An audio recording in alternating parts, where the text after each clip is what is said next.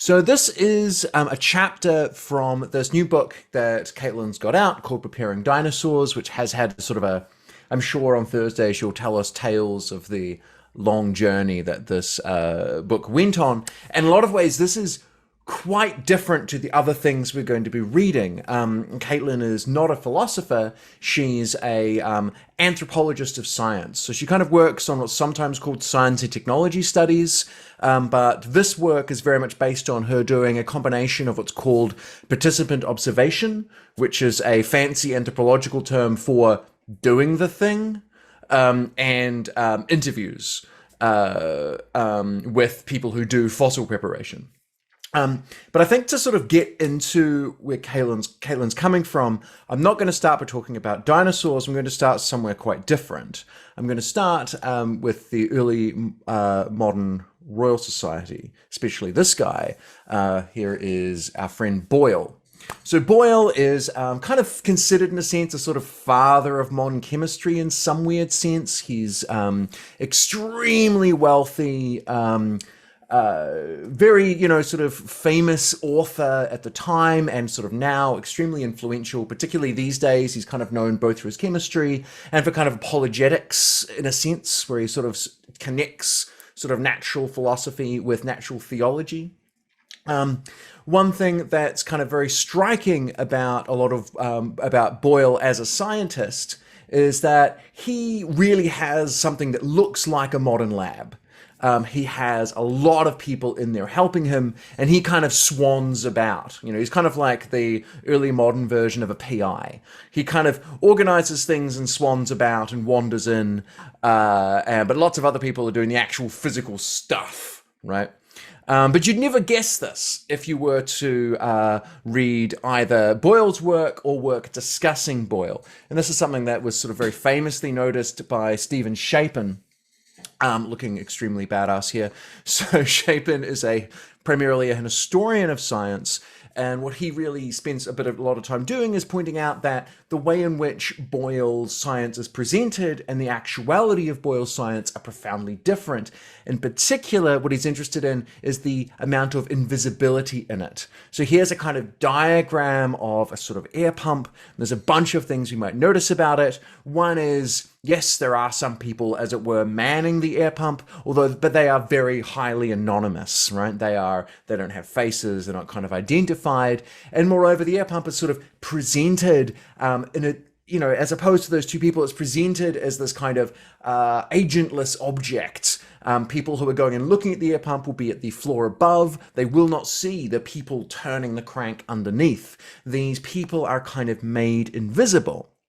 As he says, all these labyrinths, operators, artificers, and servants did different things in making Boyle's science. Yet they had one characteristic very much in common: they were largely invisible. Indeed, they are doubly invisible. They were arguably invisible to Boyle and for those whom he wrote in the 17th century. So the technicians were they didn't matter somehow. There was something about them that they didn't deserve mention, even though they played a huge difference to the actual mechanisms and the sort of physical labor, and also probably a lot of the creativity that went into Boyle's work. But not just invisible to Boyle and his contemporaries, technicians have been almost wholly invisible to the historians and sociologists who study science. So far as one can tell from typical studies of the scientific revolution, there was no one in Boyle's laboratory but Boyle himself, no persons involved in the production of science but the stipulated authors of texts.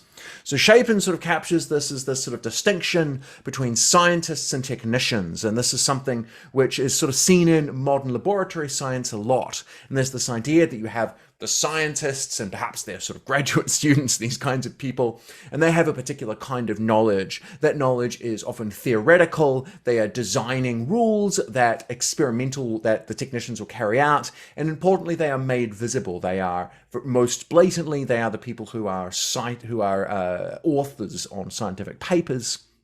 Technicians are unschooled rule followers. In a sense, they're ideally automated, right? The ways in which they do these menial tasks should be the same. There should be no idiosyncrasy, and they are invisible. They are not mentioned within publications in any kind of way. And part of, I take it, Chapin's point is that this distinction between the kind of visible scientists and the invisible technicians means that we actually miss a lot of the action in terms of where scientific work goes. Another example of the invisibility of science in science, which I think is really nicely captured in Patricia Farah's book Pandora's Breaches. So in Pandora's Breaches, Farah is interested in trying to get women into the story of science, and her way of doing it is by pointing out that many very famous scientists were actually to an extent famous science couples. The way that the European noble family unit kind of worked during the birth of science was very much kind of partnerships between husbands and wives. It's just often that the wives were unsurprisingly kind of invisible. They actually often received a fair bit of notoriety in their own right. However, they weren't treated the same way downstream. They didn't have the same capacities to publish as visibly. And so this gave the impression of the scientific revolution being a very male-dominated, male-influenced kind of field. And no doubt it was, of course, but Farah points out that once you realize that often there are actually wives who are doing real physical support in the background while this stuff is done, you see that actually there's a lot more influence from women in the birth of science than you might otherwise think. And once we start thinking about the invisible things, I think this gives us a lot of really interesting perspectives on, for instance, our own work. So something I think which is interesting in philosophy is that the bar for being an author in philosophy is much higher than in other places. So in order to be an author of a philosophical paper, you have to have done a fair bit of work. In a scientific context, you just sort of have to have been in the lab, to some extent at least. It's much easier to be, the bar for being an author in a scientific paper is much lower than for a philosophical paper. And I wonder to what extent this makes invisible a lot of the collaboration that happens within my discipline. Philosophers actually do an enormous amount of collaboration. We really, really work to help each other be better philosophers. But because the vast majority of our papers are single-authored, that gives a certain impression, right? It gives the impression that philosophy is kind of a science for individuals, who go out and figure them out on their own, this sort of thing. It gives an entirely sort of false idea of what philosophy is like. And so when we think about what is made invisible and what isn't, that gives us a really interesting perspective on how a science presents itself and how objectivity is constructed in that science. And so turning to fossil preparation, I now want to go to one of the early scenes in a fairly famous film that hopefully you will all recognize fairly quickly. I once watched this film. In fact, the last time I watched it properly was at a sort of showing. The film's Jurassic Park, was at a showing at a university. And when this scene kind of came on, me and the other sort of philosophers of paleontology who were there hadn't, we couldn't really remember what happens in the film, just all burst out laughing, and we'll see if you all can figure out why.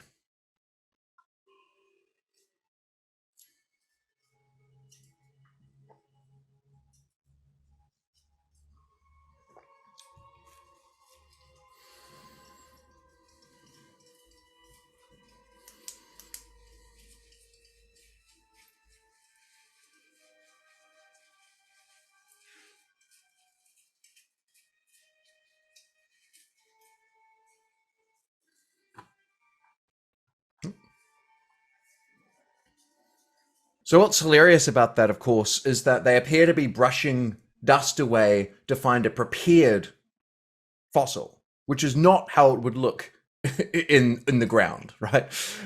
This image of this paleontological work is erasing fossil preparation, right? That whole idea that what it looks like to be doing field work is to be removing, various bits of dirt and stuff and just having an articulated skeleton-looking fossil there is just incorrect. As I talked about a couple of weeks ago when we were talking about the nature of paleontological data, I showed this picture of, here we've got sort of Don Brinkman showing Kirsten Walsh and Leonard Finkelman around the unprepared fossil room in the Tyrrell Museum. All of these are large sort of plaster casts in which there are big hunks of funny shaped rock in which there are these fossils. They have to make decisions about which of these things to prepare. None of these look anything like what you just saw in that sort of that Jurassic Park sort of image. And that image kind of makes invisible this process of extracting the fossil and then preparing it, right? And we're going to talk a little bit again about Mark Mitchell, who's my kind of go-to example. A couple of weeks ago, I told you about his work on this nodosaur, this absolutely gorgeous, astonishing animal. We talked a little bit about how he went about preparing it and the amount of time that it took. I want to point out something about, here's the paper that's in Current Biology that is sort of the report on this animal. So they're sort of saying, hey, we found a new dinosaur and we're going to do some fun stuff with it. We can see the authors there, no Mark Mitchell, a bunch of, these are all very fine paleontologists, but none of them, the fossil preparator Mark Mitchell. But Mitchell does get a note. He does get pointed out in the name of the dinosaur, which is rather remarkable. So in this little bit of the paper, they say they've named the animal Borrelopelta, that's its genera name, and its species name is Mark Mitchelli. So they say the specific epithet Mark Mitchelli honors Mark Mitchell for his more than 7,000 hours of patient and skilled preparation work. And this for a fossil preparator is a huge amount of visibility, right? Which I think in a way goes to show how invisible fossil preparation is. And a lot of Caitlin's work has been about distinguishing between preparators and technicians. Remember when we were talking about technicians, we were talking about technicians as kind of, human automatons at best. It's what you want them to be. You want them to just blindly do the same work, follow the rules by rote. Preparators are very careful to say that they're not like that. Preparators are practically skilled. They have craft skills. They have artistic skills. Those are contrasted with paleontologists or scientists in Caitlin's book who are creative, biologically knowledgeable, and theoretical. And so the preparator is going to know how to break the fossil away from its matrix, how to tell the difference between a funny-shaped rock and the fossil. And they're going to have lots of knowledge of how to get the fossil going without breaking it, what kind of glue to use, that sort of mechanical knowledge, and the sort of physical skills that are involved in doing it. Whereas the scientist is going to know what's important about the fossil. Why is this an important fossil to prepare? Why is this a fossil they want to use in their interpretation, in their analysis, in their papers? And further, they're going to know stuff about the biology of that animal. They're going to know how it relates to other critters, and so on and so forth. Now, it's worth noting that a couple of weeks ago, we talked a lot about embodied knowledge. We talked a lot about sort of embodied skills that we see in experimental archaeology. Now, it's interesting to sort of note in passing that in this kind of picture, this picture of preparators and scientists, the embodied skills are very much on the part of the preparators as opposed to the scientists. The scientists here are being thought of in a very kind of, if you want, sort of disembodied sort of way. Now, it's worth noting that that's no complaint against Caitlin. I take it Caitlin's not saying that this is, she's not saying this is necessarily the case. What she is doing is saying, here is how these people present themselves. This is their kind of image of what they're doing. And so it seems that there are sort of two main questions we might have. One is about the division of labor. Why do we have preparators and scientists? Why are these in two separate camps? Why don't you just have people who do a little bit of both, so on and so forth? And the second question is, what is this? Why do we have this difference in visibility? Why do and under only exceptional circumstances do preparators publish or appear in papers? Why is it in the methods section of paleontological papers, there is not a bit where they talk much about the preparation itself, right? Why is so much done to try and make this stuff invisible? Now, we do need to be very careful when we're trying to answer these whys, because different types of people have different types of whys. They want to have different whys in mind. As a philosopher, I tend to mean a highly normative why. I want to say something like, why is this division a good or bad thing epistemically speaking? The kind of answer that Caitlin's going to give us is often going to be different. What she's interested in is what the power relations are between these people. How is it they assert their power in the context of the lab? So she's not necessarily saying anything about what makes this a good or bad practice, but I think what she's saying is so rich that it gives some really good fodder for people like me who do want to talk about good or bad practices. And I think it's fair to say that a lot of this chapter can really be taken to be talking about that first question. Why is there a division of labor? What sorts of social and institutional interactions are there in place such that we have these two groups of people? And there are a few hints as to the sort of epistemology of it. Now, Caitlin is working with a kind of sociological framework that she's calling fields. And I have to sort of admit that I'm often not very good at navigating the kinds of frameworks that sociologists of science use, probably because I just make stuff up as I go along. But the definition of a field she's using involves sort of three distinctions. There's the notion of sort of capital, the notion of habitus, and the notion of doxa. Now, I've found that I've had some real difficulty telling the difference between capital and habitus. Doxa seems to include values instead of beliefs. So there's a bunch of things going on here that I find kind of tricky to track. But very roughly, if I was to talk about myself as a philosopher, I might say something like this. I have a bunch of capital. Maybe I'm good at arguments. Maybe I have a lot of experience in reading very boring papers about philosophy of biology, something like that. What are my habitus? What are my practices? Well, I like talking a lot. I like talking to people a lot. I write papers in particular kinds of ways. I really want to see what the thesis is, what the argument for the thesis is. Perhaps that's a practice that I have. Maybe I read papers in a particular kind of way.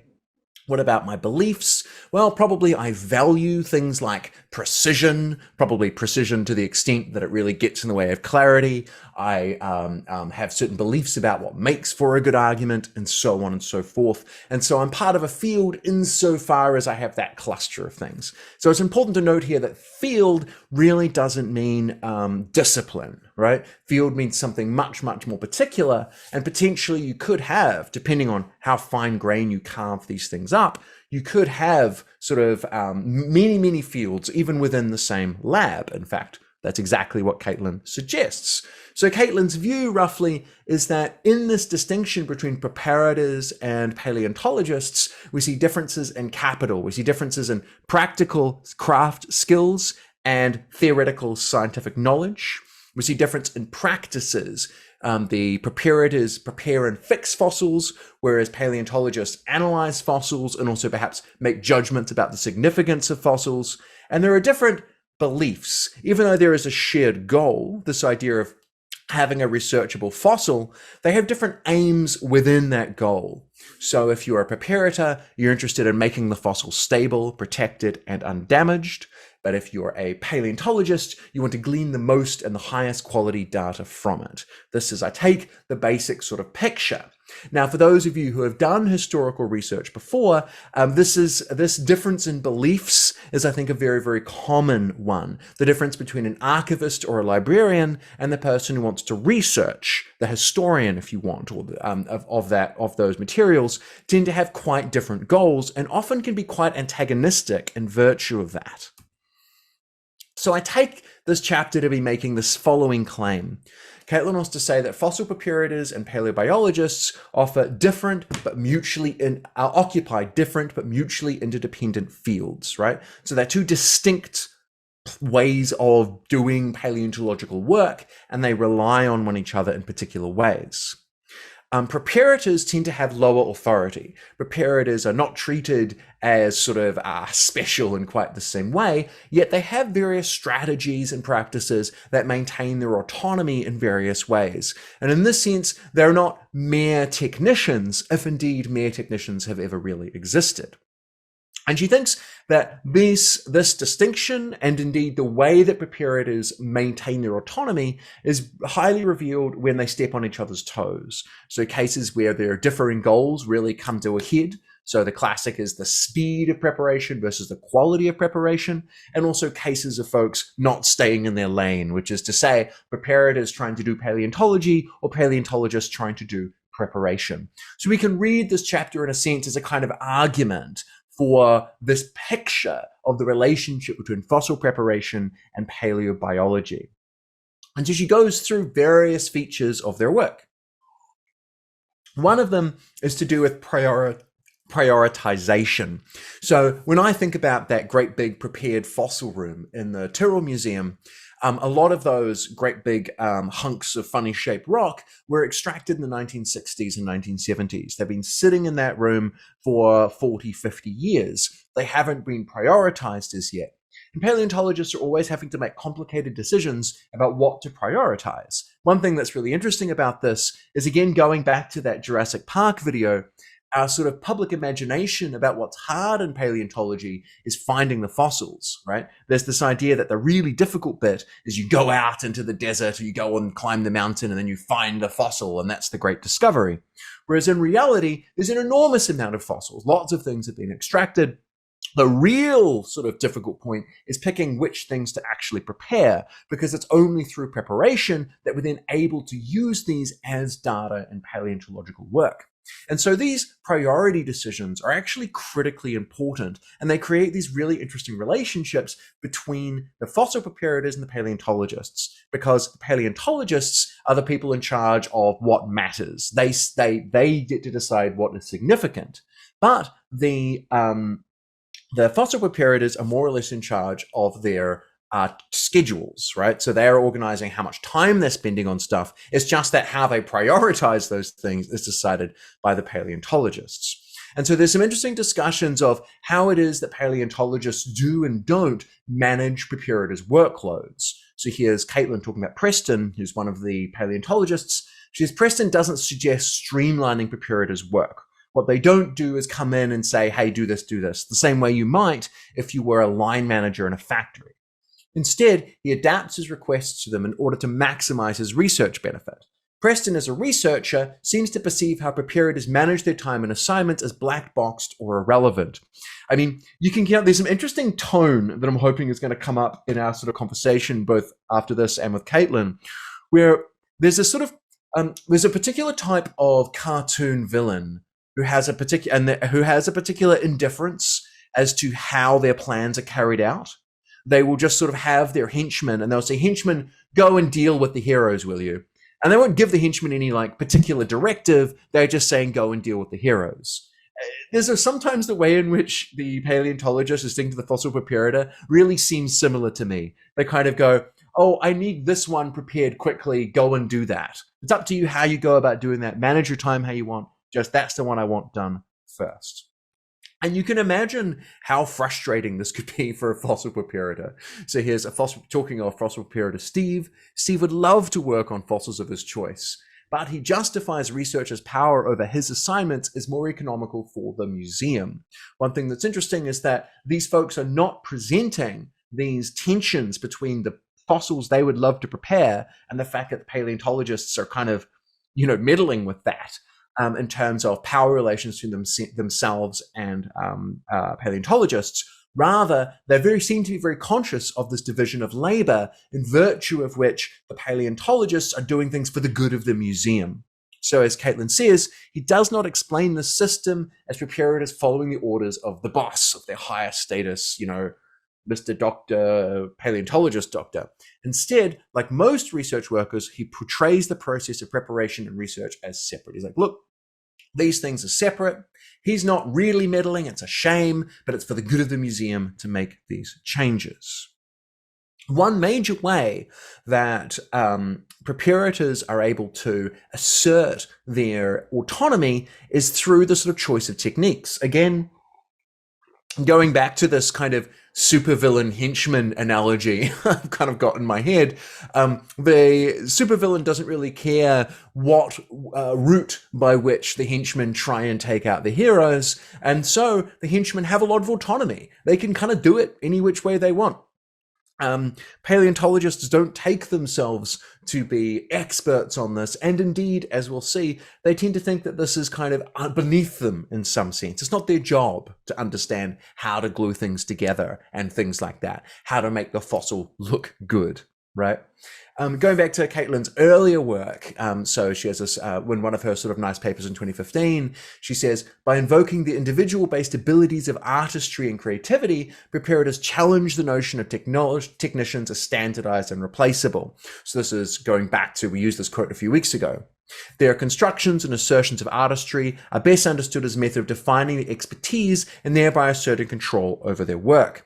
And so one thing that's fascinating to me about fossil preparation is that there's no standard. There isn't like the book of fossil preparation. Different labs do it in different ways. Skills are passed around in a fairly informal, relaxed way. And it seems like this plays an important role in the autonomy of these fossil preparators. It gives them control over their work because they can decide what techniques to use. Some of the sort of most fun parts of this chapter is referring to the way in which sort of language and jokes really reveals fields. And I think this is just obviously true. For me, something I'm always struck by, because I'm someone who sort of, one, is not very careful in my language, and two, spends time in interdisciplinary contexts, the way in which language plays these weird gatekeeping roles is always extremely just very obvious to me. So there are these ways in which you're supposed to phrase things that identifies you as being part of a certain group. And often people will not take you seriously unless you phrase things in those ways. And so language plays a lot of these sort of really interesting roles. And a lot of the times this really comes out in jokes. There are sort of jokes. I made a joke earlier. Earlier on, I was talking about the difference between how I have trouble with the way that sociologists do business, with their sort of frameworks. And I said something like, because I just make it up as I go along. That was a self-depreciating joke of a type I make quite often. And I think you could probably tell a lot about what I'm worried about in my own work by the way in which I make those jokes. Similarly, and also philosophers, because we tend to be very, what's the way of putting it?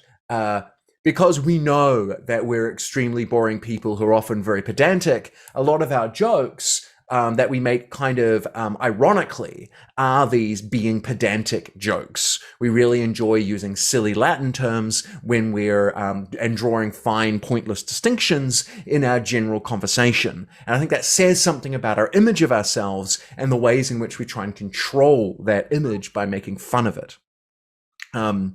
So how do jokes go with the fossil preparation? Well, it seems like there's a very pervasive joke, which is directly hitting on the idea that the fossil preparator is in control of what the fossil looks like. And so you can make little holes in the fossil. You could add things to the fossil if you so wanted to. And so this is just a very common joke, a mistake that you might make as a fossil preparator. You explain that mistake using the language of biological morphology, right? You act as if accidentally putting a hole in this animal is in fact the animal having that hole. That's the kind of joke. Here's what Caitlin says about it. Presenting a mistake, such as a preparator made whole, as a natural feature is a joke told so often among preparators that it's become formulaic. It's almost sort of ritualistic. And I'm sure you can think of jokes that work like this, right? If you think about you, and if you're in graduate school, there are probably certain jokes like this, probably jokes you make about the professors. If you're in a lab, there'll be sort of similar jokes. Ones that they're not really funny in the normal sense. They're rather rituals that make you all feel that you're sort of in a similar place.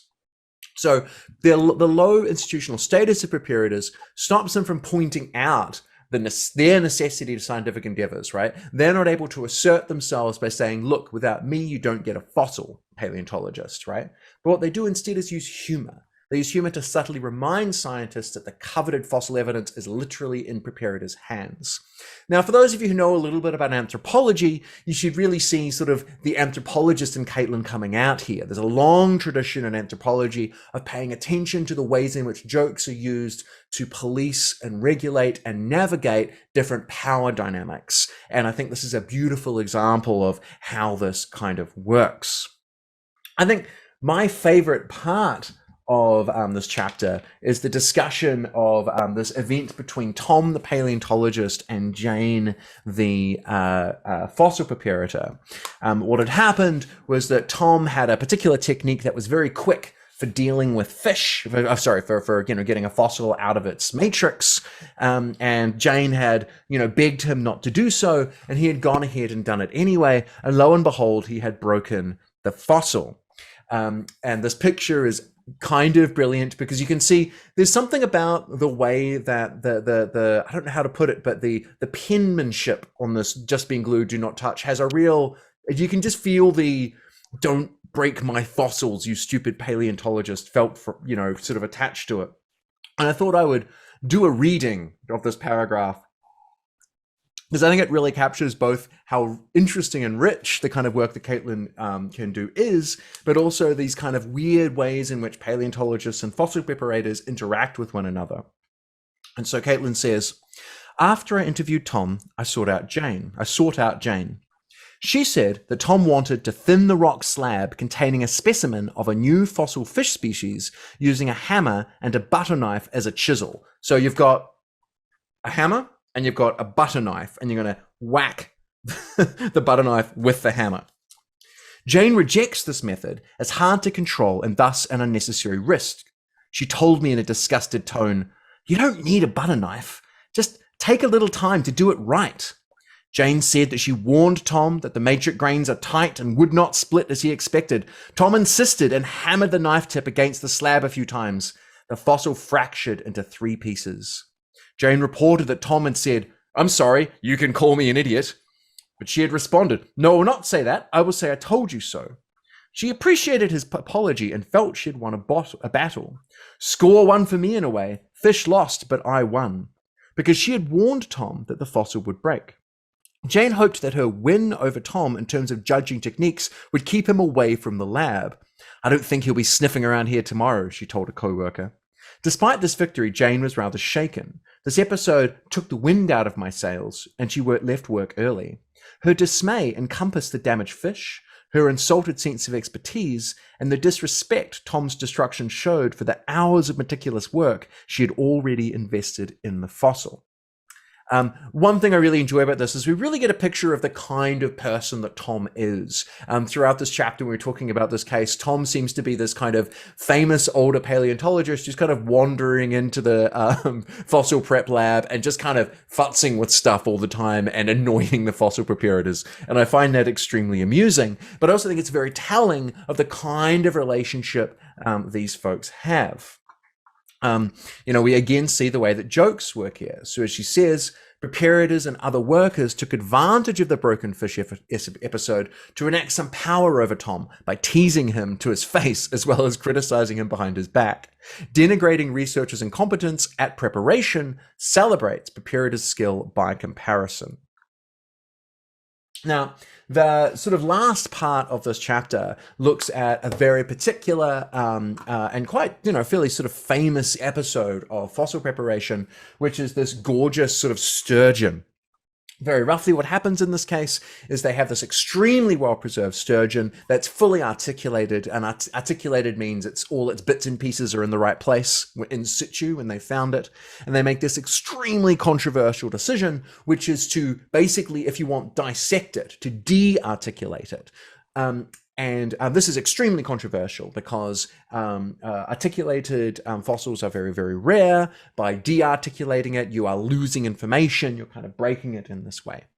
And what basically happens is this, very nice paper gets published, but it slightly annoys the fossil preparator. The fossil preparator is annoyed to the extent that she then goes and publishes a paper where she goes into more detail about how this fossil preparation went. Because indeed, what was exciting about this wasn't just the cool stuff we learned about sturgeons, but also this extremely innovative approach to fossil prep. And so in this case, we see invisibility, right?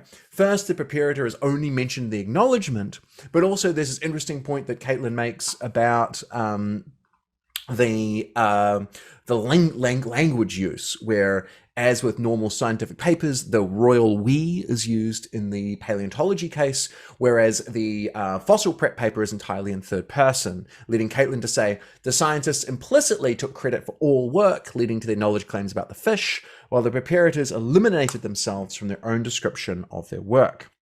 We also see two different types of creativity here, right? There's creativity in preparation, but there's also creativity in the interpretation. So you have two senses of creativity going on at the same time. And also the defenses of the disarticulation, that is the pulling of this thing apart, were quite different. The scientists pointed to all these photographs and drawings. They roughly said, we have a lot of metadata. Whereas the preparators credit this amazing storage box that Van Beek made. And I wish I could find a picture of the storage box. I probably could if I looked hard enough. But basically what she did was she created a storage box that had these, as it were, articulate positions of all the bones carefully laid out in this box. And so you could kind of see where they were. And so Caitlin wants to argue that fossil preparators and paleobiologists have different but mutually interdependent fields, right? They have different fields. The preparators have lower authority, but still maintain autonomy in various kinds of ways. And this is particularly revealed when we look at these clashes, these bits where they step on each other's toes. So I have, unsurprisingly, a lot of thoughts about this work. Caitlin's work, if you haven't picked up already, has something which myself and other philosophers in paleontology, particularly Derek Turner, have found extremely rich and extremely helpful. And so I want to just sort of draw out some sort of philosophical issues that are sort of in the background, sometimes in ways that I found kind of surprising in this chapter. So the big one, and the one I'm going to really focus on, is this topic that we're going to call sort of theory-ladenness. And this is something that has already come up. When we were talking about Mark Mitchell, we were worried a little bit that, well, isn't it the case that Mitchell's conception of the thing he is building, is going to lead him to make it, as it were. And theory-ladenness is often this idea that about observations, say, what I will see might be determined by what my theory is. So here's a kind of example. Cats can jump very, very far. I think they can jump 6 times their own body length. I might say to you, cats are awesome because they jump 6 times their body length. There's a kind of okay version of that and a bad version of that. Here's the okay version of that. I might say that cats can jump up to 6 times their own body length supports my view that cats are awesome. That seems kind of okay, right? If we think that awesomeness has got something to do with being able to jump a long way, it seems like that's good. That seems like a plausible argument. This, however, doesn't seem good. Whether or not you agree that cats can jump 6 times their body length depends on whether you think that cats are awesome or not. If you think that cats are awesome, you might be predisposed to think they can jump a long way. Now that's a problem, because there what's happening is your assumptions, your presuppositions are driving your acceptance of the theory. This is an example of kind of theory-ladenness, not of observation, but of hypotheses. And we've seen this worry come up when we've talked about this kind of picture of trace-based reasoning. We have hypotheses about particular events happening in the past, and we have hypotheses about regularities. Events of this type will leave traces with those features. A worry we might have is that there's a circularity between those. We might worry that our particular hypothesis is determined by the regularity, or vice versa. If we lack independence between those two hypotheses, then it looks like we're making a kind of epistemic mistake. So to get back to Mark Mitchell, if he has various hypotheses in mind, might those then shape and influence how he prepares the fossil? Indeed, isn't this precisely the thing that all these jokes are bringing up? The joke when a fossil preparator says, how do you want this to look? Would you like it to have this number of holes in it? The joke is, hey, I'm in control of how this thing looks. These things are constructed, they're not natural objects. And so what I think about it will make a difference to its theory. Now, when philosophers have worried about the ways in which theory-ladenness has clashed with objectivity, they've tend to focus on the social. So Helen Longino, back in 1990, has this very nice book where a lot of it is really talking about the way in which you can think about objectivity as a social phenomena. Objectivity arises from the right kinds of social connections. as she says, as long as background beliefs can be articulated and subjected to criticism from the scientific community, they can be defended, modified, or abandoned in response to such criticism. What makes something objective then isn't just me having done it right, good job me. No, it's me having done it and then the relevant community having looked at it and themselves come to the kinds of conclusions they have. This is this kind of crucial idea for how we should think about objectivity. When you start thinking about that, you think about this division of labor between preparators and scientists, you say, well, aha, it's important that preparators don't know about science, because if they don't know about the biology, if they're not knowledgeable in that way, then they can't be influenced by it. It's a way of avoiding theory-ladenness. You can't be theory-laden if you don't have the theory. And this is going on a little bit in the background, and Caitlin mentions it. And I suspect she mentions it because it's something which me and other philosophers sort of bring up all the time as soon as we get this distinction. And it seems that it's kind of mentioned, but not very carefully. So here's Caitlin quoting a scientist.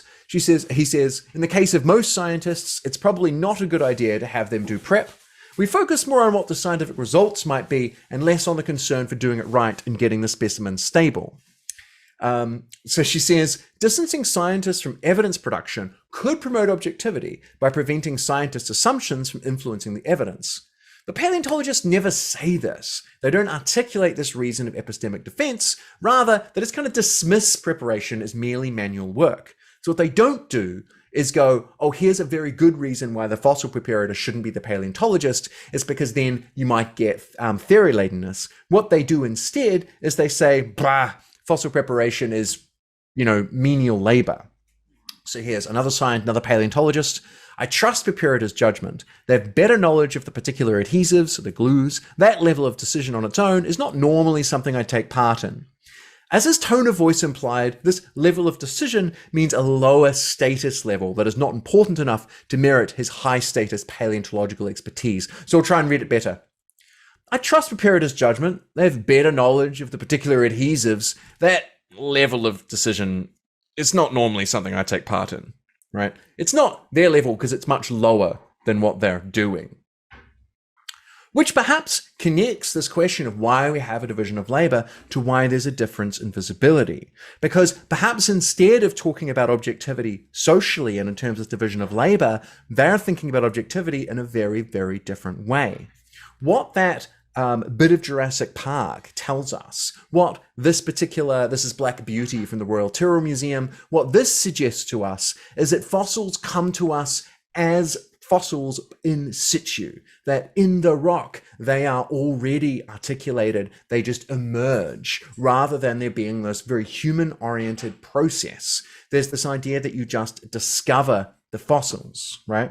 And so you might think that silence about fossil preparation it implies a certain thing, just as philosophy being single-authored implies that it's about, solo heroes going out and fighting for rationality or whatever. Silence about fossil preparation seems to include this idea that fossils are something like raw data, right? Suggests a notion of objectivity, which is, oh, these haven't been changed very much from their natural objects. And that seems kind of worrying. Although one thing to note is that it seems as if this cannot be the whole answer. Something which the Royal Tyrrell Museum has had for a very long time is the preparation lab. When you're in the museum, there's a viewing thing where you just go and watch people do fossil prep. So there's Mark Mitchell just sitting there right in front of the window in the prep lab. And so obviously there is an increasing desire for people to know about that stuff. So that's interesting.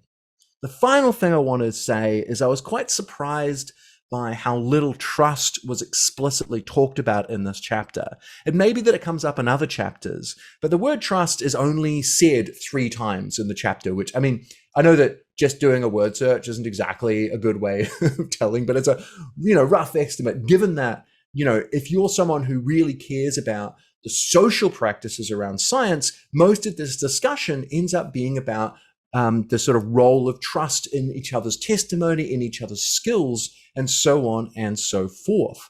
And so something I'd love to sort of get a better grip on is how is it that the trust is built and maintained between preparators and paleobiologists, especially considering the kind of blatant black boxing they seem to do of each other's perspectives. So that's a whole bunch of stuff I have to say about this. Let's rest our brains for sort of 5 minutes and come back at sort of 9 minutes to 8 minutes to, and then have some questions. So yeah, talk to you soon. Hi.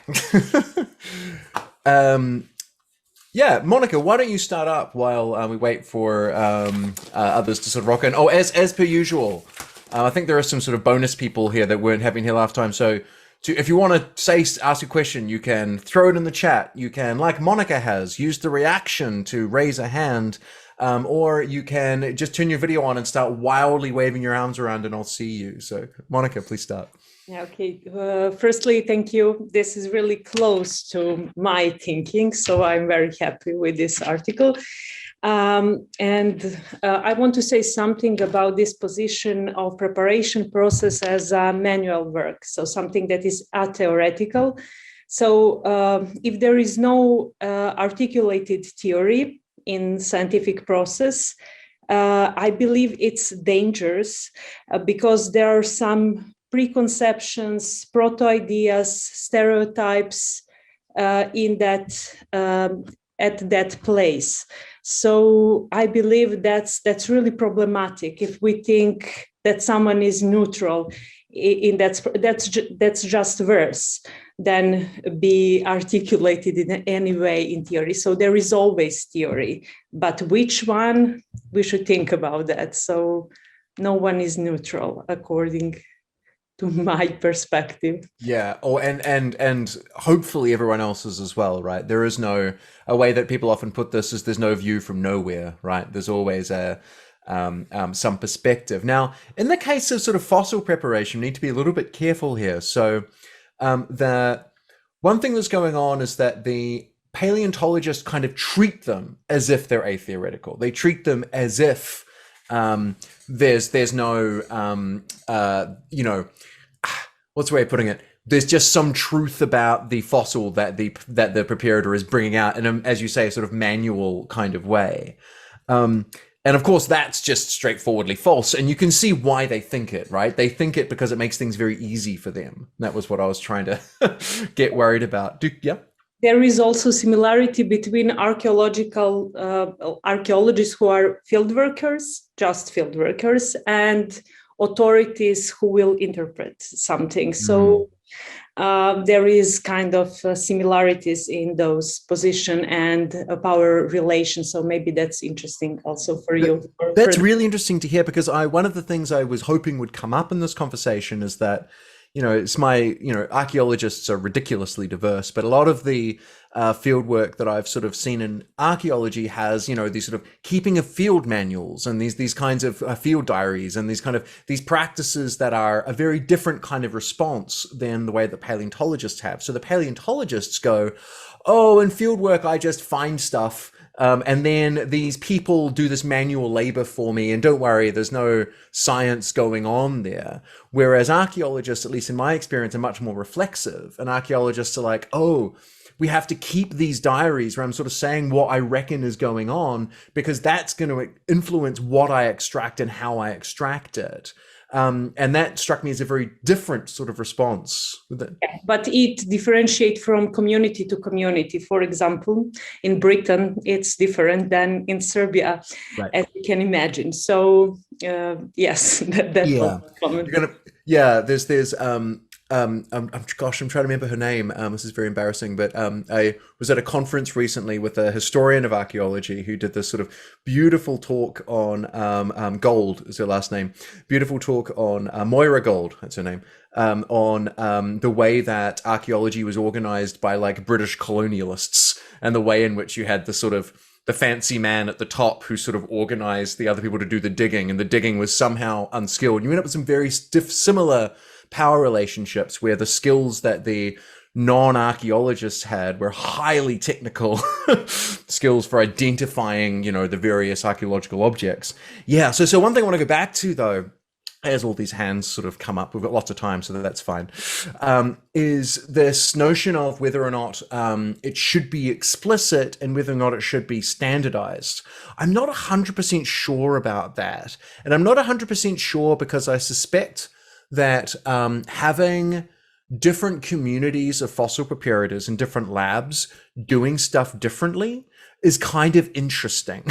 There's something, I think kind of like, because it's such a kind of craft-based sort of process, kind of having it not being standardized, at least. Maybe it should be more explicit, but having it standardized strikes me as perhaps a bad thing. But I don't have a good story about exactly why that is. It's just a philosophical hunch. But yeah, no, that was really helpful. Judith. Hi, yeah, so I thought this paper was a lot of fun. I really enjoyed it.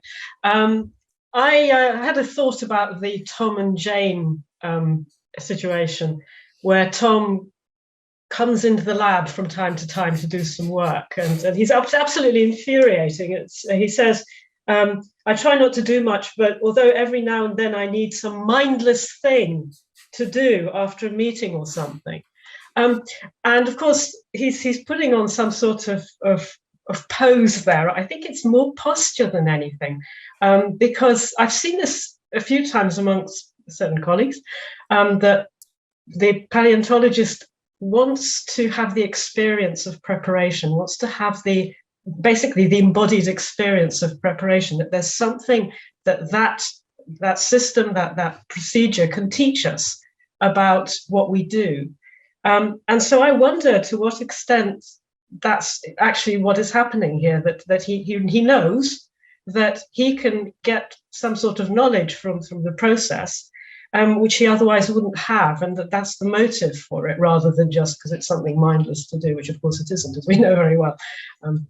So I just thought I'd put that out. I'd like to ask Caitlin that, actually, whether she's... Yeah, well, I mean, feel free to use the exact same question on Thursday. But yes, so it seems right to me that one of the things that's often going on, and I think similar things might be going on with field work, right? So, archaeologists are much more like, you've got to go do field work, whereas paleontologists are slightly more relaxed, but they still care a lot. They think field work is really important, getting your hands dirty, all this kind of stuff. And so I think you're almost certainly right that what's going on is, at the same time as he's denigrating the stuff, oh, I just want to do something mindless, what's actually going on is he kind of knows it's important to sort of touch the fossils and to be involved while the fossils are being prepared.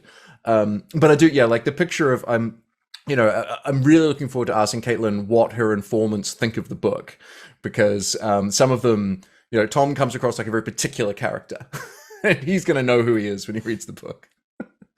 I'm sorry, I don't know how to pronounce that. Is it Stasia? Stasha. Stasha, thank you. Thank you. And thank you for including this paper into the course, because this one is very much down my line.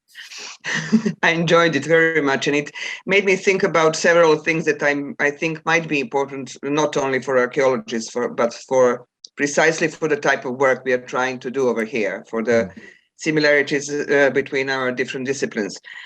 I like it very much because it brings out in relief very much the point that the knowledge production is a social activity. And it is obviously and inevitably a result of the interaction of many different kinds of people and many different kinds of knowledges and skills and intersection of many fields, so nicely put by Pierre Bourdieu, which I feel obliged to mention, is the concept. There is quite a lot of it being done in archaeology under the banner of ethnography of archaeological practice. And quite a lot of stuff is being done over there about the division of work, division of power, division of authority in archaeological work, which is particularly important to my thinking when we put it into the connection with some ideas of Gavin Lucas, who speaks about constituting archaeological record. Archaeological record is not a thing that you go out into the nature and plant and just harvest it. It's just like this paper shows, it's being produced by the practices of a number of people and number of individual skills. And each and every step is inevitably informed by some kind of preconception. Call it theory, call it however you wish.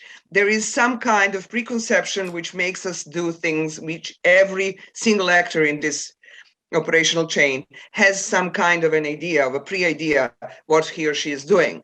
So the way in which we built an archaeological record was all the time in my head while I was reading this paper, because what they are doing, they are in fact making a paleontological record in different ways, in different steps. So that's what made me really think very much about our practices and the ways in which authorities are segmented in the process of making, understanding, and interpreting archaeological record. So thank you very much for bringing this one into the curriculum. Yeah, that was beautifully said. I really like the term harvest. I really like the idea. There's this sort of notion harvesting really captures that sort of. It's just natural information. I'm just going and getting it. It's fine. You just go and pick it up, and then you describe it, and you're done. But there's so many things. So many actions of including and excluding certain, just like preparators, well, they are doing stuff, including or omitting or exaggerating or magnifying certain points and certain details of that materiality which is in front of you, which is not the record. It is some kind of materiality, and you are making it into a research object. Yeah, no, that's really great. Sorry for being so continental. No. That actually made perfect sense to me, which was remarkable. So I suppose one thing that's interesting about the sort of ethnography of archaeological practice, this idea, is there's a question about, is this something that archaeologists are doing for archaeologists, which is, of course, very different in Caitlin's context. You know, she's an STS person who is doing it kind of sort of from the outside and kind of for the purposes of STS. And I wonder, there might be really interesting differences in kind of there the way are that goes. kinds of ethnography of archaeology, and it's been quite vogue over the past, 2 decades, perhaps. There are several interesting things. There are some poor things, but done in different ways. Some are participant observations, some are done by outsiders. Most of it is done by archaeologists, but informed in laboratory studies and science and technology studies. So there is stuff. And if you wish, Monica and I can send you some references to it. Well, that's quite interesting, of course, because I mean, in my head, again, don't know much about archaeology in terms of the history. It's very patchy for me. But of course, a lot of archaeologists started having to do their own ethnographies once they realized that anthropologists weren't asking the right sorts of questions in their ethnographies to inform their things. It's really interesting to then have archaeologists starting to do ethnography for the purposes of helping archaeological interpretation, and then going, right, now we have to do it to ourselves as well, because that's also important. Yeah, no, that's actually a really beautiful. I mean, I think I was saying earlier, I said last week about lots of sciences should be taking cue from archaeology, having sort of an internal ethnographic practice as part of a science is super interesting. Yeah, I like it. Alexander. Oh, thank you.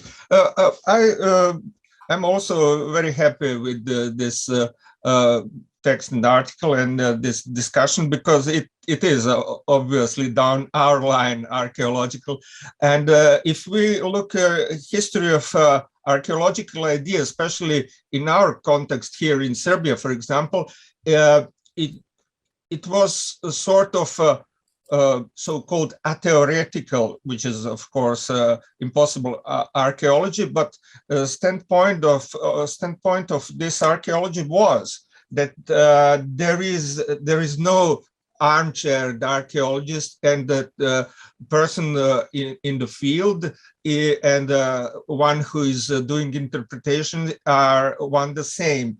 They're united in one person, the archaeologist, and that being armchair archaeologists, unlike, for example, unilinear evolution in anthropology, is something bad. You can't be archaeologist if you are not doing the whole process yourself. Of course, practically it hasn't been done. There are a lot of helpers digging and the technical stuff, but it was considered that it is, and it is connected with authority. Person and his field are one the same, and of course discovery, this mighty triad of archaeology. That's what it used to be. And I don't disagree with Monica or Stasha. Of course, we've discussed this a lot of times. This is how it used to be. Of course, now theory and theoretical process have to be recognized, and things are changing. But one has to take this standpoint that it used to be this way, and it's quite the opposite of what you were saying. And while in this paper about two practices being different. Yeah, no, I mean, something that I find, that I always find myself thinking when we're looking at these kind of really interesting divisions of labor between different sciences is kind of just like, so archaeology in Britain, what became, let's call it Egyptology, right? In Britain in the 19th century, before these folks are actually going out and getting people to do work, you sit there as the gentleman in your like fancy lounge, and people bring these objects to you, and you're the kind of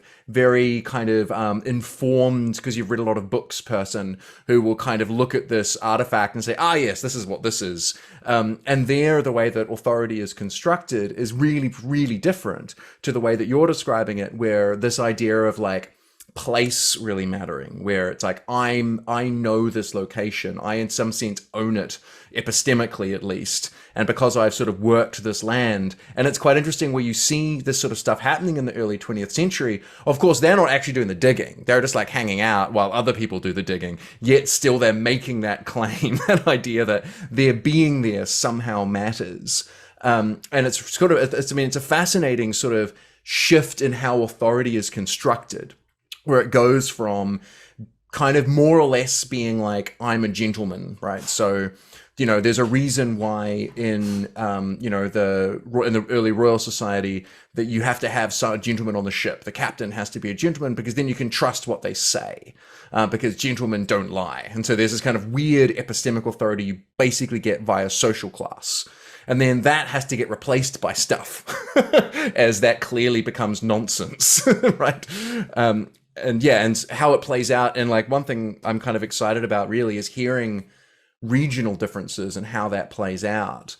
In Britain, Mortimer Wheeler, for example, changed this, but that was a kind of archaeologist who was always in the field, and he changed the idea of field archaeologists in Britain for a bit. But also, he was the person. It was his maiden castle. It was he who is doing all the stuff.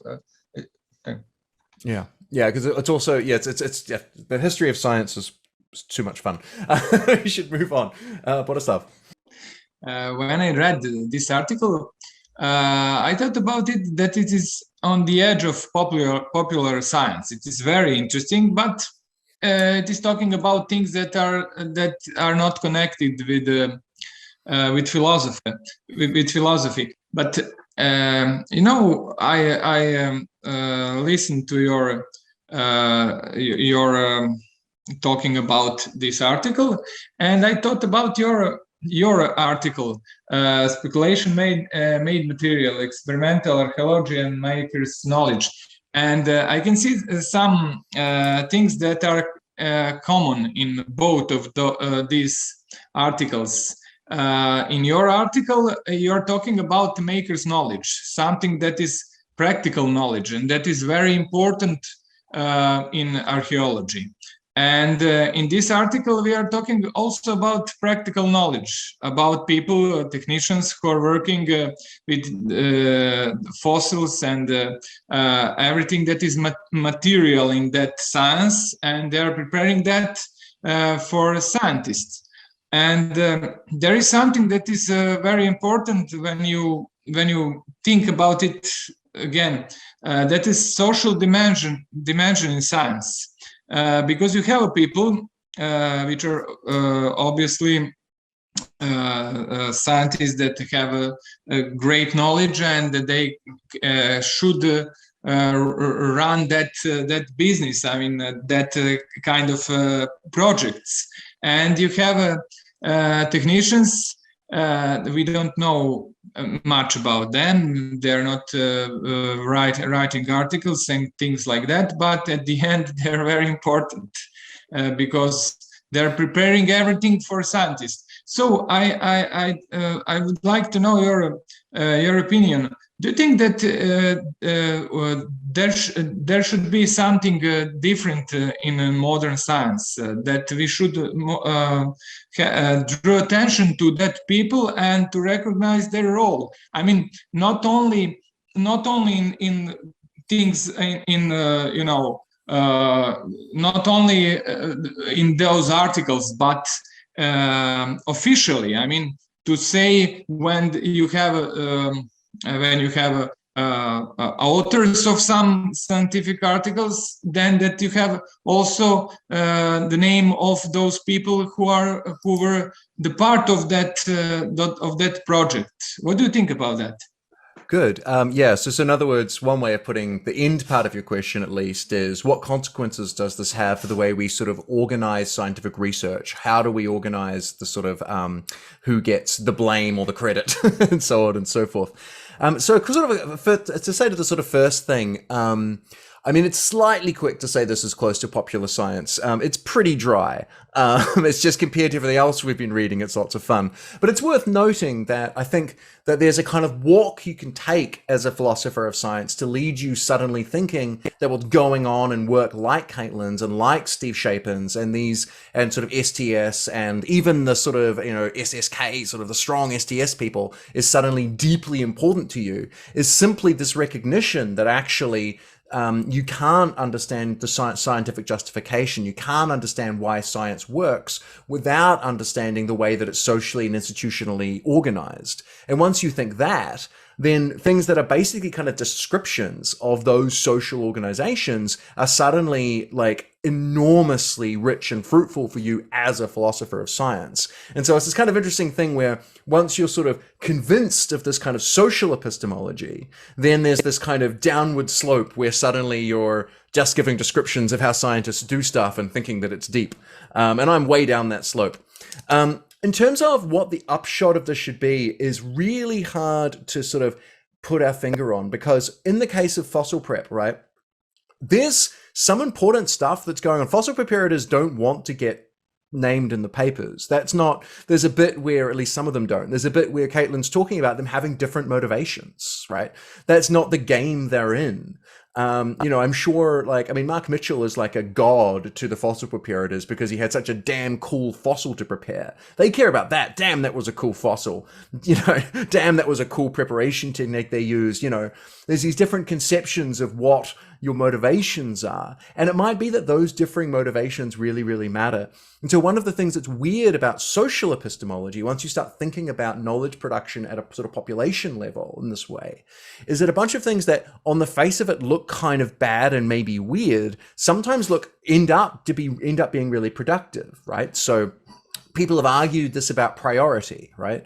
So you might think that there's something super weird and selfish about going, oh, it's really important that we only have the person who discovered it first getting the credit. That's a very important thing in science. But then lots of people say, yeah, actually at an individual level, that's kind of dumb. But at a population level, it's actually really helpful because it means that people are going to organize themselves in quite interesting ways in terms of generating knowledge.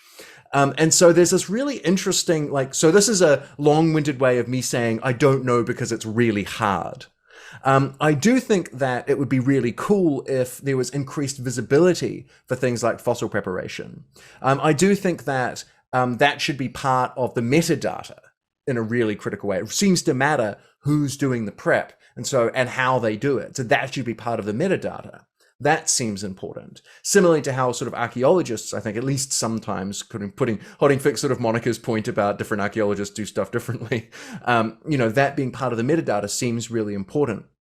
And one way of thinking about it is, what would a more flat science look like? What would science look like if there weren't big boss PIs who just got to publish thousands of important papers because they had big labs and lots of money? Well, it would look quite different. Would it look better? Probably. It would probably look better. But very hard stuff. Let's go to the big room. Hello, Ivana Živanović, another archaeologist here. And I have a comment which is somewhat similar to the issues that my colleagues already raised, and it is related to decision-making and reflexivity.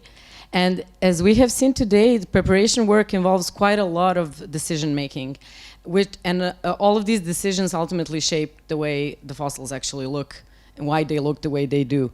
And I found it very strange that these kinds of decisions are not reflected upon in publications and in scientific research. And that one paper you mentioned, published by a preparator, seems to be quite an anomaly in that respect.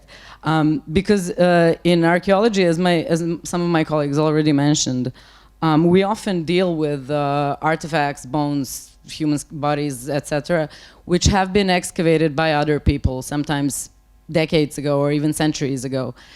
And we have to, or we should, take all of these decisions in the field very seriously, because, what was the research agenda? How deep were the trenches, the excavation pits? What was just dug through, and what was to be kept?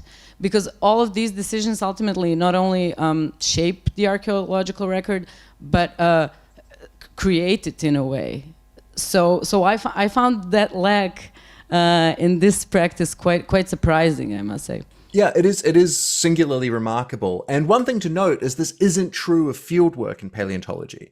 I mean, paleontologists aren't as careful as archaeologists, right? Sometimes you'll find field paleontologists going, "Oh, we're going to do it like archaeologists this time," by which they mean they'll actually measure stuff. So they're not as careful as archaeologists, but they certainly, you'll find when debates happen. So there's a recent paper about the Spinosaurus, the big theropod that swims, and this very dramatic claim was made about it. And there people started really getting angry about sort of whether they'd done the reconstruction correctly. And then suddenly you find this enormous index where they're like, no, here's 1,000 photos of us, of all the fossils in situ that we've carefully taken and all this kind of things. And it gets kind of worse actually with this worry about fossil preparation. You can make it look even worse, which is that at least quite often, slightly less so now, but still quite often, paleontologists will sort of poo-poo things like photographs. Photographs are fine, but they're nothing compared to the actual specimen. You've got to go and look at the actual specimen. The eye is more powerful than the camera. They'll sort of say things like this. And that makes the fact that fossil preparation is more or less ignored really weird. Now, we don't want to take this too far, right? So Caitlin has a nice paper where she talks about the idea that the thing in the rock underdetermines the fossil, right? Which is sort of a fancy way of saying you've got kind of many different possible records given the way they've given that these objects are, right? To sort of pick up on the way that you guys were talking. And I think she's absolutely right about that. But there's a discussion to have about how much it matters and when it matters.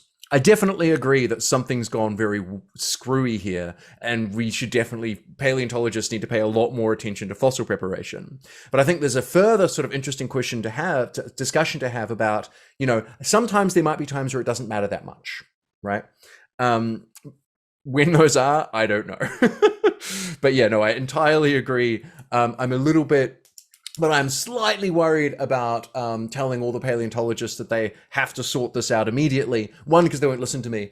And two, because I suspect that there's still good knowledge they're producing. It's just very weird. Move on to Natalia. Yeah. Yeah, as others, I also enjoyed this paper and how Kathleen neatly dissected the behind-scenes processes. I just wanted to share a perspective that I think that might add to the conversation about knowledge production. I think it's also worth looking at the histories of the development of both disciplines, if I can call them that, or fields. Although I must confess my sin that I draw this analogy from my personal experience being conservator and archaeologist as well. And also kind of tracing the relationships between conservation and archaeology, especially in Serbia. But I think that there are similarities kind of between preparators and paleontologists as well. But the point I wanted to share is that I think that dealing with material cultural preservation, of course, historically speaking, is deeply rooted in artistic practices and technical mastery, the embedded knowledge that you mentioned. And even if we hypothetically say that there is no theory-guided activity there, at least not in the openly articulated matter, there is always articulated notion of how past should be preserved and presented. And I think that's worth mentioning here. But also, what is also interesting for me is that even though there are, of course, different traditions, generally speaking, and that preservation field has developed throughout the years and decades. But of course, in my opinion, it seems that it stayed as a maid to the great big sciences. And I think that this paper paints this picture really nicely. What is, in a way, even though there is standardization and developing the methods, de facto, de jure, there is kind of justification why conservation and preservation are separate disciplines, but de facto their power relations remains the same.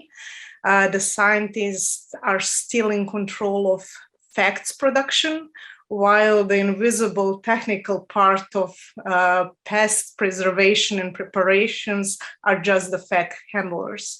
Even though I would rather argue, of course, that both parties really actively participate in the knowledge production, physically and theoretically speaking as well, yeah.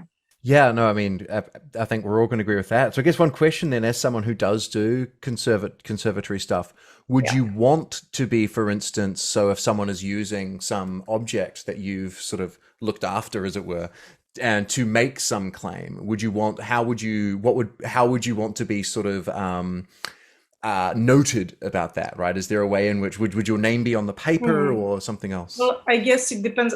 First, I misrepresented myself. So I'm preventive conservator, so I do a lot of collection management. But I started as a remedial conservator, so I know what you're asking. But what's the point here is that there is no universal answer to that. Depends really what type of work you do on the object. But I must admit that there are some, let's say, cross sections and joint work that should be presented as such in a way. And it's sorry, you keep going. Yeah. No, go. Yeah, this plays out in all of these really interesting places. Like, we tend to act as if something that I think scientists are particularly bad at is really realizing how different other areas of science are. And this makes them sort of trip up in weird ways all the time. So I know cases where engineers, like academic engineers, have been collaborating with, scientists. And of course, the engineers, you immediately just take out a patent with whatever you're working on. That's just what you do when you're an engineer. But of course, to the scientists, that creates a conflict of interest. And so they just immediately have this clash. And we have these perceptions, like, I think because people are sort of we grow up, as it were. We go to university and people tell us, here's how things work. It's very hard to remember that these are just decisions people have made about, not even decisions. Sometimes things have ended up like that. And so the way in which scientific prestige gets kind of scattered around is very, very weird. The fact that in paleontology and archaeology, there's still this perception of one thing that's kind of unique-ish about paleontology.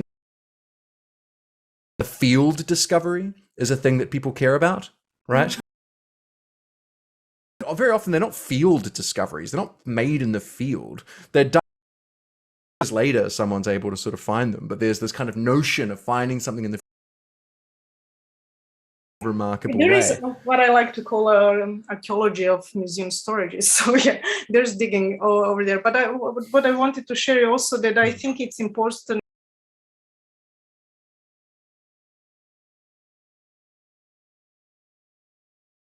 If I can call it like that, and it's something that in a way can be just used for any other purposes, I don't know, educational or as a museum object, etc. So different type of work in terms of That's going on the back of Caitlin's work as well. There's bits where they start using the word curator, and you're like, oh, this is a care about more than just science. Museums also care about education and getting bums and seats. And that makes a difference. Yeah, there are a lot of practices behind. But really nice paper, and really sparks a lot of discussion. Yeah, it's been fun. So let's go to our final question, which is from the big room. Okay, so it is very interesting reading and all that, but I would go in a completely different sort of direction. I mean, the more we talk about it, the more I have this impression that it is, after all, a bit of a much ado about nothing in terms of like focusing on this separation between the preparators and the paleontologists. And why I'm saying that, it's quite, and you kind of hinted at that possibility. It's quite possible that this is the field where the possibility of artifacts is really, really low, actually. So that the preparatory techniques will very rarely, if ever, result in artifacts that might look like a genuine discovery. And the sort of a theory-ladeness and the whole sort of a nervousness about that exists in fields where that's actually sort of fairly high, right? So in biology, the famous example of mesosomes, the supposed organelles that were supposedly discovered and studied for like a decade before people realized that they're preparing their specimens in a very particular way that creates bubbles that actually look like organelles, functioning organelles. So, I mean, that's sort of one possibility that seems to me, the more I listen to everybody, so, you know, paleontologists kind of figured out in a sort of a semi-explicit way that they don't really need to take too much care of, you know, with preparation of the...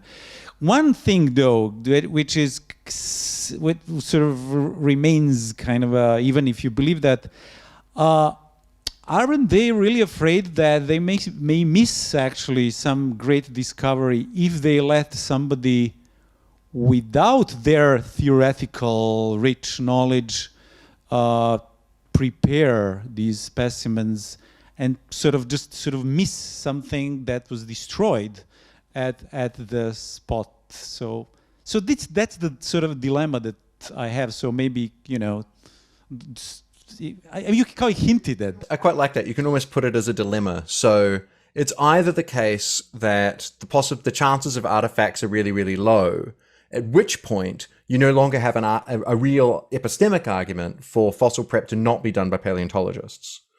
Or it's the case that the possibility of artifacts are really, really high, at which point you should be really, really worried about paleontologists not doing this stuff. So yeah, I mean, I think I think that's a really important question, and I think you put it nicely. The first bit to put to Caitlin, right, to say, you know, one question that if we could just magically have answered that would really decide how worried we should be is the possibility of artifacts. I do suspect that things are a little bit more complicated than this, though, and this is because of the way in which, and archaeologists, this should speak to the sort of things archaeologists worry about, is that just like extraction, preparation involves information loss. You're making decisions in which some things are being retained and some things are being lost. And it's very, very hard to avoid that kind of problem, even with all your fancy technology. And the worry might be something like, look, even if the chances of artifacts in some broad sense aren't very high, we need to think about the future of how this data might be used, what its kind of future functions might be. And it may turn out that the decisions I'm making while doing this fossil preparation is going to make it harder. This is why the disarticulating that fossil was so incredibly controversial, right? Because an articulated, fossil with that much detail is incredibly rare. And people are like, if you take that apart, we're going to lose stuff. There's stuff we might want to do in the future that we will no longer be able to do to that fossil. And I think that's playing part of a role here. How it is that fossil preparators, them doing it instead of paleontologists, is somehow helping with that is very unclear to me. But I think that curious case. Yeah. So I think there's an open question about what the possibility of artifacts are, and I think you've put it. The word artifact has really helped me there in terms of how to put this to Caitlin on Thursday. But we should wrap up because it's been the allotted 90 minutes. Yes, it has. Good. And so we'll be meeting, I think, half an hour later or earlier. I don't remember. Look at your timetables. Thank you so much. It was really great. I was really pleased to see that this sort of really seemed to engage people. And I was also delighted to see that the archaeologists could see the sort of interesting overlap between this stuff, because I've always seen those parts of the practices as being interestingly similar, and it's nice to see folks agree with me.